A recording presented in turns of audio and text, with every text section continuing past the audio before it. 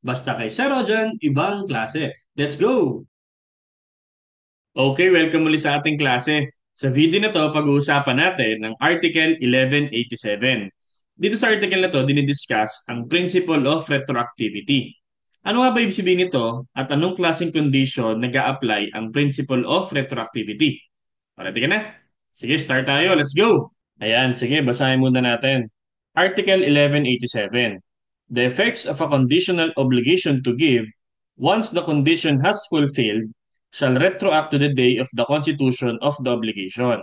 Nevertheless, when the obligation imposes reciprocal prestation upon the parties, the fruits and interests during the pendency of the condition shall be deemed to have been mutually compensated. If the obligation is unilateral, the debtor shall appropriate the fruits and interest received, unless from the nature and circumstances of the obligation, it should be inferred that the intention of the persons constituting the same was different. In obligations to do and not to do, the court should determine, in each case, the retroactive effect of the condition that has been complied with. Ayan. So, dito sa article na to, dinidiscuss ang principle of retroactivity. Ayan. So, ang principle of retroactivity. So itong principle of retroactivity nag-a-apply sa suspensive condition. Suspensive condition. O, ano nga ulit ang ibig sabihin ng suspensive condition? Ito yung kapag nangyari yung condition, magkakaroon ng obligation. Okay? Pag nangyari si condition, mangyayari or magkakaroon ng obligation. So, obligation will arise or will be effective. Kaya lang, kaya sinasabing retroactive effect siya. Sa suspensive condition kasi, kung kailan nagkaroon ng fulfillment of condition, babalik siya dun sa araw kung kailan nagkaroon ng constitution of the obligation. For example, okay, let's say this is January 1. Yan, dito kayo nagkaroon ng constitution. Yan, constitution of the obligation. For example, si A bibigay ni bibigyan ng land si B.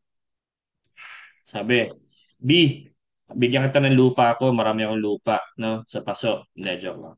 Bibigyan kita ng lupa kapag nakapasa ka sa board exam.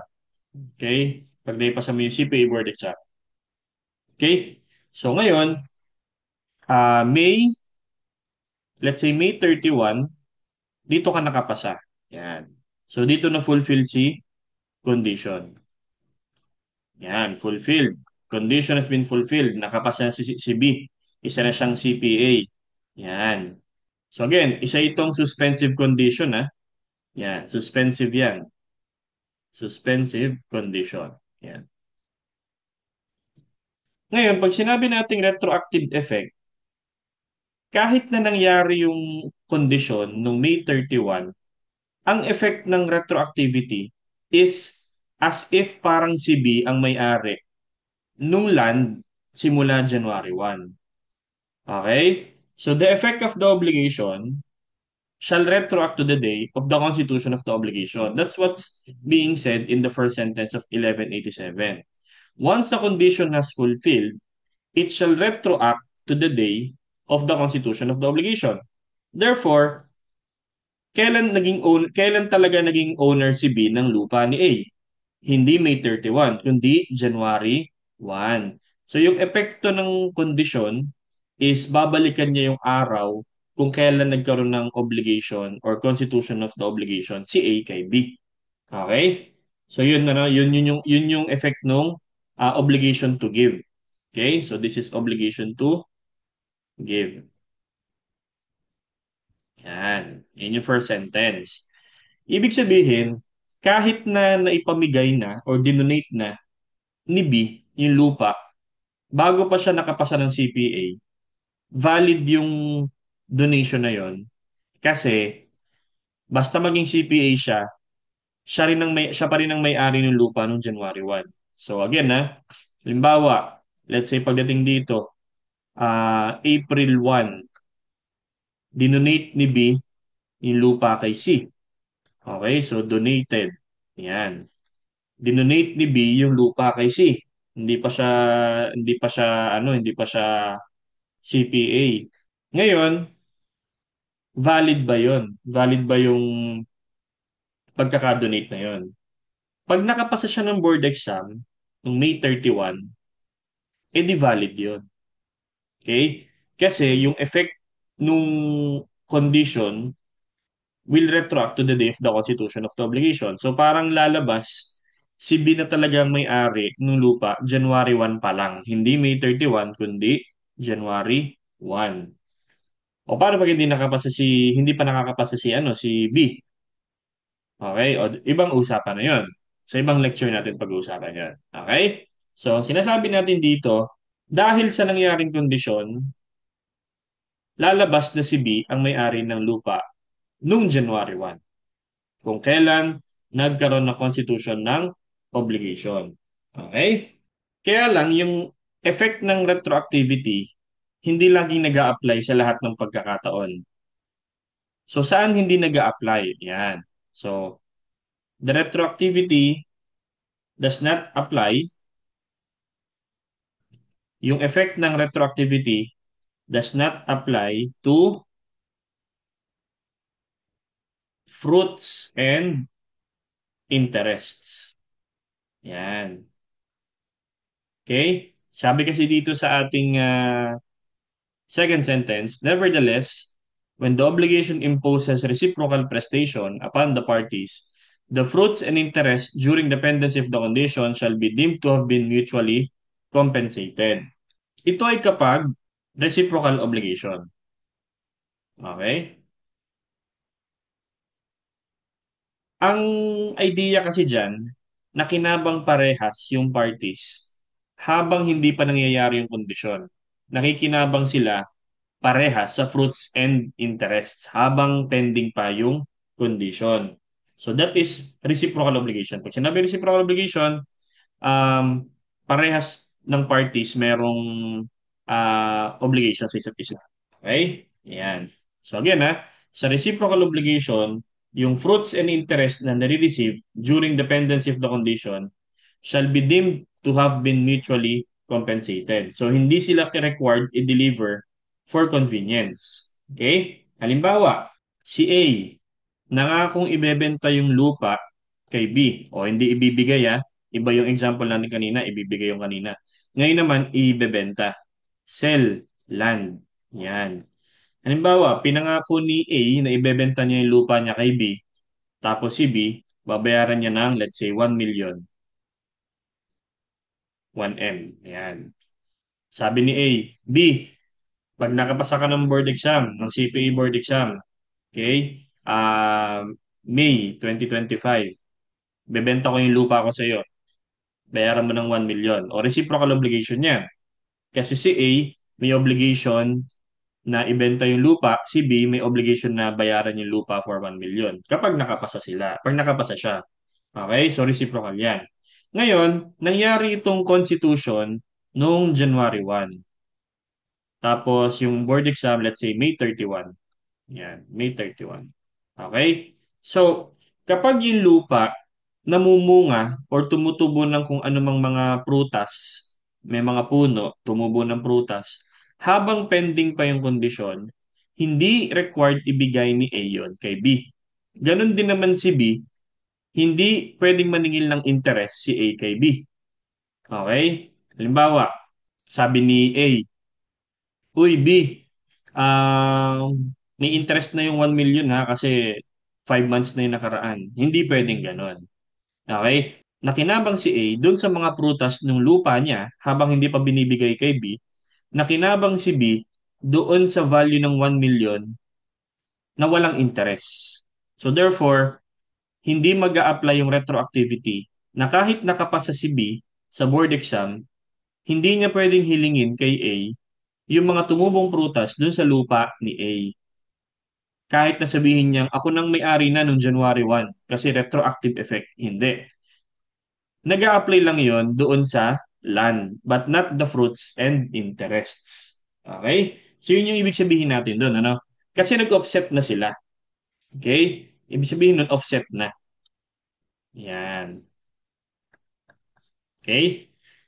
Kaya hindi na required ibigay yung mga fruits and interest sa isa't isa. Kasi both of them are deemed to have been mutually compensated. Okay? So retroactivity effect does not apply to the fruits and interest under reciprocal obligation. Yun yung sinasabi dyan. Pero yung land, again, pag nakawasa si B sa CPA board exam, ang effect niya, parang siya nang may-aring lupa nung January 1 pa lang. Okay?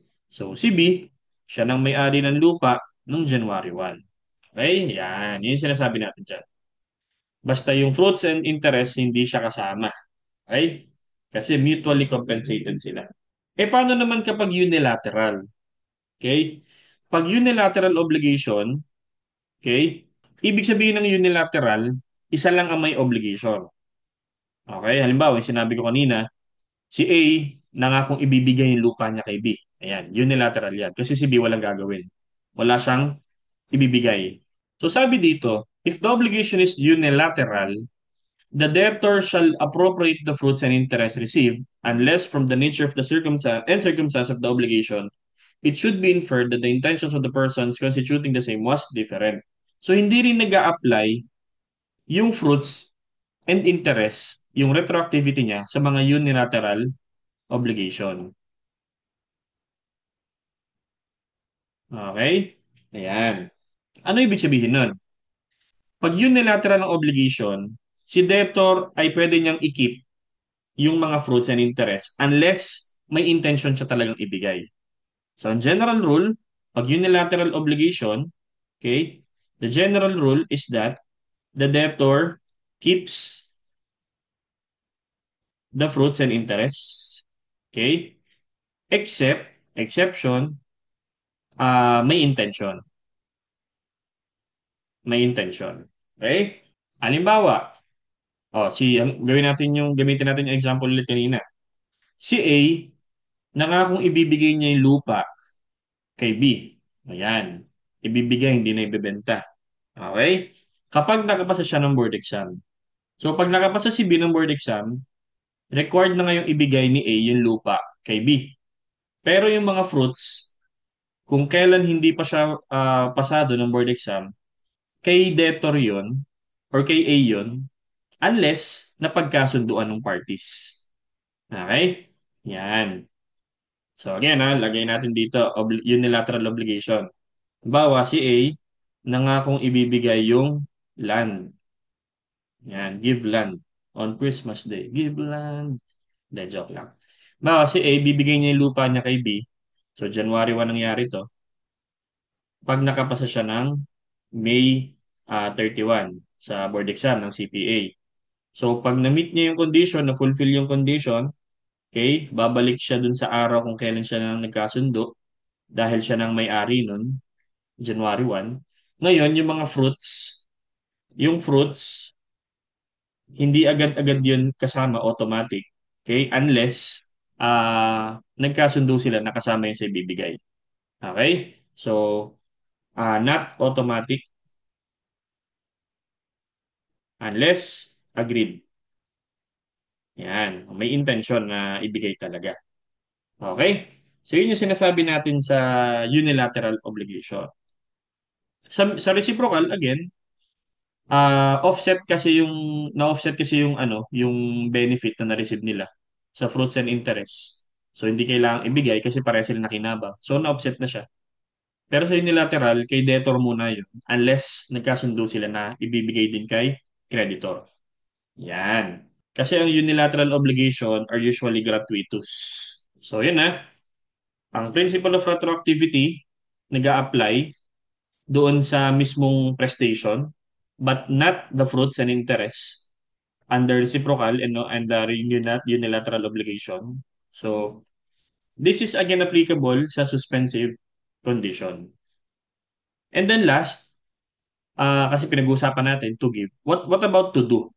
In obligations to do and not to do, the court shall determine in each case the retroactive effect of the condition that has been complied with. So, hindi si court nang bahala daw mag-decide kapag ang obligation to do or not to do. Tapos suspensive condition.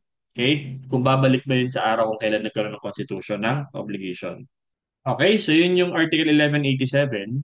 It talks about the principle of retroactivity under suspensive condition.